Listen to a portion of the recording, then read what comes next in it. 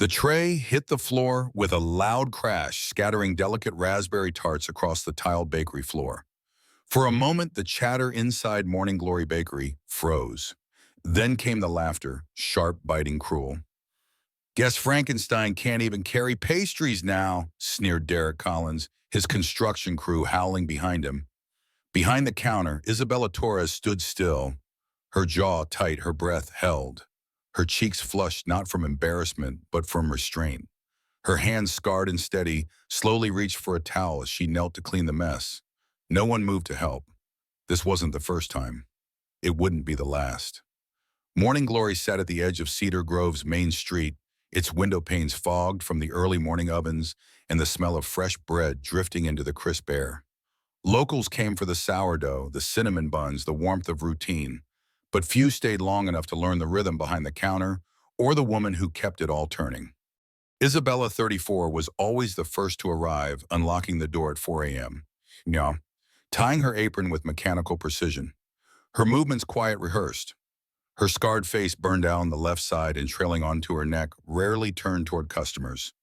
And when it did, it was met with sideways glances, hushed whispers, or worse, open mockery. Most just assumed she'd been in some kind of accident. No one asked. Fewer cared.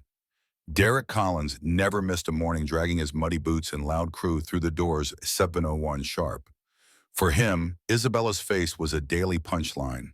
The others followed his lead, shouting, laughing, making comments they thought clever.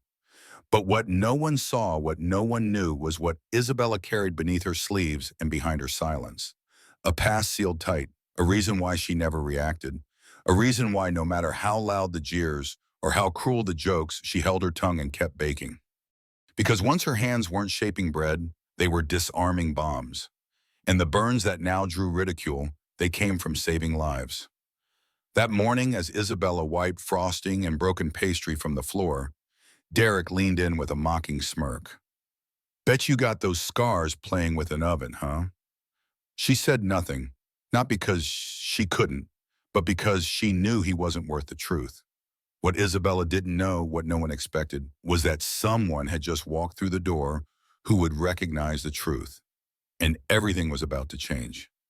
Jack Ramsey had seen many things in his life, war, loss, redemption, but nothing had prepared him for what he saw that Thursday morning at the Morning Glory Bakery. The day had started like any other. The sun was barely up, and the bakery still smelled of cinnamon and rising dough.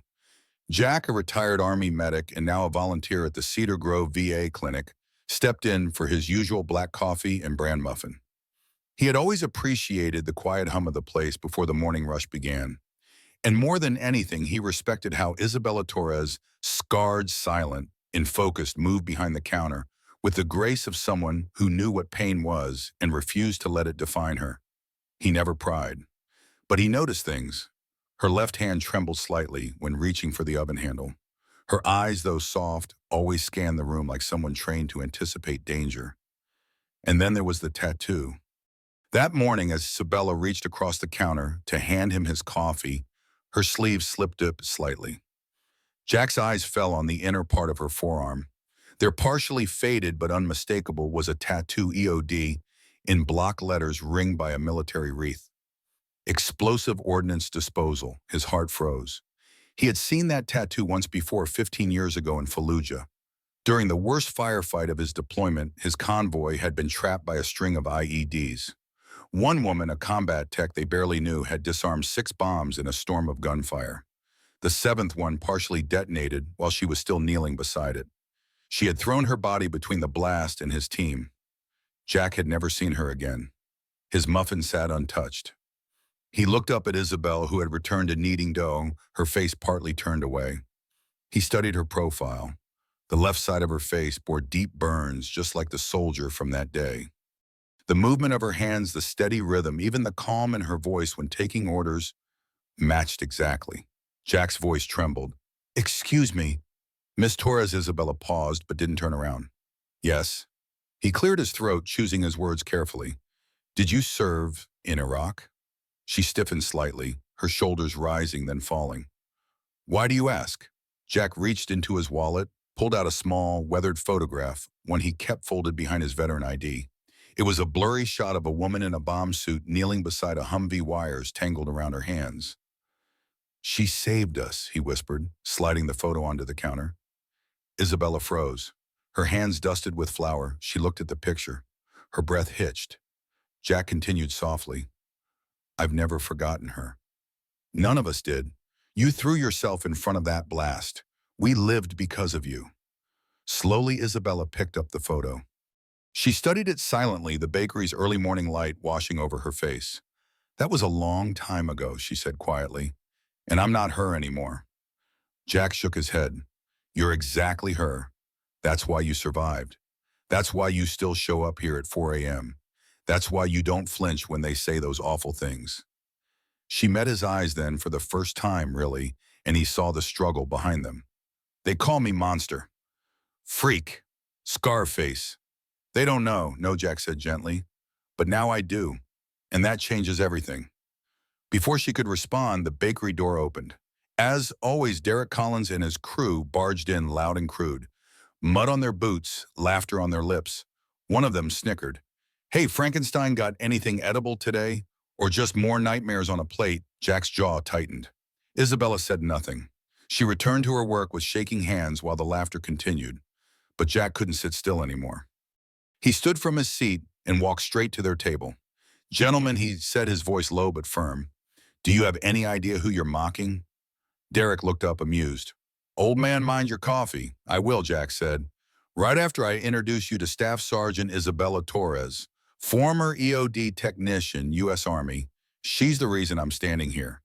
She's the reason 6 of us came home from Fallujah in 2008. The crew went silent. She disarmed 7 bombs under fire. 1 went off in her hands. She nearly died to protect soldiers like me. Like you would never be." Derek looked stunned. "You're saying I'm not saying anything." Jack cut him off. "I'm telling you, that woman back there baking your muffins is a hero. And every time you laugh at her scars, you're spitting on her sacrifice." The entire bakery had gone quiet. Even Isabella, who had been standing frozen behind the counter, slowly stepped forward. Jack turned to her. "I'm sorry if I said too much. But people need to know. You shouldn't be hiding. You should be honored." Tears welled in her eyes, but this time they weren't from shame. She took a breath, deep, steady, and for the first time in years, Isabella Torres stood tall. The tray of fresh cinnamon rolls crashed to the tile floor with a sound that sliced through the bakery like a gunshot. Glazed frosting smeared across the counter. Pieces of warm dough scattered. Isabella Torres stood frozen, her hands trembling. Her breath caught somewhere between a gasp and a sob. The silence that followed was louder than any insult. Customers stared. A few looked away in shame. But the cruel laughter that had caused the accident rang out again from near the coffee station. Derek Collins, the burly construction foreman, leaned on the counter with his usual smug grin. "What's the matter, Frankenstein? Oven a little too hot this morning?" His crew cackled on cue, tossing crude remarks like grenades. "She probably saw her reflection," one of them snorted. Isabella knelt to pick up the shattered tray, trying to keep her face hidden behind her curtain of dark hair. Her cheeks burned not from embarrassment, but from the familiar, helpless rage. She had survived worse. So much worse. But something about today, the noise, the looks, the tray on the floor, made her feel like she was drowning in it. Behind her, Jack Ramsey slowly stood. He had just come in for his usual black coffee and blueberry muffin like he did every morning. He wasn't wearing anything special, just an old flannel shirt and jeans, but something in his posture had shifted. His hands, once clasped around his coffee cup, were now clenched at his sides. His faded Vietnam veteran cap was slightly tilted back, revealing the deep crease in his brow. "That's enough," Jack said, his voice low but sharp enough to cut through the laughter. Derek looked up confused. "Excuse me," I said. Jack repeated louder this time. "That's enough," the bakery quieted. Even the espresso machine seemed to hush itself. Jack stepped forward, placing his coffee down gently on the nearest table. His eyes were locked on Derek, but his voice carried to everyone in the room. "You think you're funny? You think mocking someone's scars makes you a man?" Jack paused, then turned to the other patrons. "Let me tell you something about that woman you have all been laughing at. Isabella stood slowly, her eyes wide, unsure of what was about to happen. Jack's voice was no longer angry. It was steady, reverent. 15 years ago in Fallujah, my SEAL team was ambushed. We were pinned down near a market by a series of IEDs, complex chained explosives, meant to kill everyone who approached. We were as good as dead until an EOD specialist showed up. Young woman, small frame, serious eyes. She worked for 18 straight hours under enemy fire, disarming one bomb after another while we covered her. Jack's voice grew tight with emotion. On the final device, something went wrong. It started to detonate early. She had a choice: run and save herself or protect the men she barely knew. She threw herself on the bomb, took the blast with her own body. He looked at Isabella, then back to the stunned customers. Her name was Staff Sergeant Isabella Torres. That's right, the same woman you've been mocking for her scars. Gasps rippled through the bakery. Derek looked like he'd been punched in the gut. Jack reached into his coat pocket and pulled out a creased photograph. He walked forward and laid it on the table near Derek's untouched donut. The photo showed a young woman in full combat gear standing beside a SEAL team. Her face was unscarred then, but unmistakable. This woman saved 6 lives that day, including mine. And those scars you sneer at, they're the reason I'm standing here. They're the reason half a dozen kids still have their fathers. Derek's eyes dropped to the photo, then back to Isabella. His smirk was gone, replaced with stunned disbelief. Jack turned back to the room. I've been coming here every day for weeks, watching this woman work harder than anyone else in this place. Not once did she ask for thanks. Not once did she play the hero. She just wanted to live her life in peace. And you, look straight at Derek. You made it your mission to ruin that. No one moved. Even the sound of the oven timer seemed too loud. Isabella's hands were still trembling, but this time it wasn't from shame. It was from the overwhelming rush of memories, of pain, of gratitude. Someone had remembered. Someone had seen. I didn't want anyone to know, she whispered, her voice cracking. Jack gave a gentle smile. Maybe not, but they needed to. Derek stood awkwardly, his mouth opening to speak, then closing again. He turned toward Isabella, his voice low. I'm sorry. We didn't know. You shouldn't have to know, Isabella replied, meeting his eyes for the first time in weeks. You just shouldn't treat people like that. No one clapped. No one cheered. But something had shifted in the air. Respect had entered the room like a storm front. Derek and his crew picked up their hard hats and quietly left. The photo of Isabella in uniform remained on the counter. And this time, no one looked at her the same way again. The moment Isabella Torres' story went public, everything changed in Cedar Grove. It spread like wildfire. Word of the scarred baker who saved 6 SEALs, revealed by Vietnam veteran Jack Ramsey in that tiny Morning Glory bakery, reverberated across the town. Local veterans flocked to the bakery, offering silent salutes, hugs, and gratitude. A wave of quiet pride swept through the community. What had been a place of mockery transformed into a place of honor. Donations came pouring in: flowers, bakery supplies, even new uniforms from local clothiers. Veterans brought framed photos and dropped them in Isabella's lap: Purple Hearts, commendations, and letters from soldiers she'd never met, but whose lives she'd protected. The bakery walls, once bare, began to glow with ribbons and plaques honoring her sacrifice. Notably, Derek Collins, the same foreman who had tormented her, returned one evening with a somber expression and a check. He walked up to the counter, the clatter of plates fading as he cleared his throat. I can't change what I said, he began, the voice low. But I can help. I want to fund a memorial display, something that honors your service right here. He gestured to the main wall near the ovens. Isabella was silent, but when she looked up, there were tears in her eyes. It wasn't just the funds, it was the recognition that even the darkest mockery could be redeemed. By the next morning, the memorial was in place, a display of service medals, photos of the Fallujah team, and a simple plaque with the words, "In honor of Staff Sergeant Isabella Torres, EOD Specialist, a true hero in plain sight." It became a stop for veterans who still stopped in to remember times that weighed heavy on their hearts. Isabella found herself less hidden. Where previously she'd been a face behind the pastries, she now took center stage, quietly, gracefully, as if she'd been waiting for this moment without knowing it. She began mentoring young veterans who came to the bakery, some just seeking coffee, others seeking who to trust. She listened. She shared. She taught resilience, reminding them that healing didn't mean return to who they were before, but discovery of who they could still become. Local veteran organizations invited her to resilience workshops. She hesitated at first, intimidated by the spotlight, but the message was bigger than her fear. At the first one, she spoke simply, "Scars don't disappear. They're part of us, but they don't define our value. Courage does. And sometimes the greatest strength looks like staying." Young veterans nodded as she spoke. A GI wearing a bandaged hand asked quietly, "How do you keep going when the pain lasts longer than you expected?" Isabella took a quiet breath and answered, "One pastry at a time, one day at a time. Let your hands remind you you can create warmth even when you've seen fire." Even the children of Cedar Grove learned about her story. Schools brought classes to the bakery on field trips. Students asked questions, some curious, others reverent. "What did Scar feel like?" one boy asked. Isabella gently answered, "Like a story I couldn't erase, but I can choose how I tell it now." Morning Glory filled with laughter again. Genuine laughter, not derision.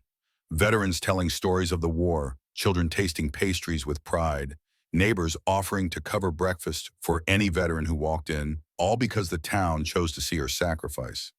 Jack Ramsey remained a steady presence. Some mornings he'd sit across from her without saying a word, his salute hidden in the tilt of his head. Others he'd quietly remark on the rise of her bread or her choice of icing. Every gesture spoke volumes. She had saved him, and now she was saving others. Isabella's transformation wasn't flashy. It didn't come with fanfare or big announcements. It was quieter than that, but so much stronger. She was no longer invisible. One late afternoon, Isabella found herself kneading dough while the late sun painted the bakery golden. Jack entered to retrieve some donuts for the VA's volunteer brunch. He paused, watching her movements for a moment, then said softly, "You're doing what you were always made to do, nourishing people inside and out." She paused, looked at him and nodded.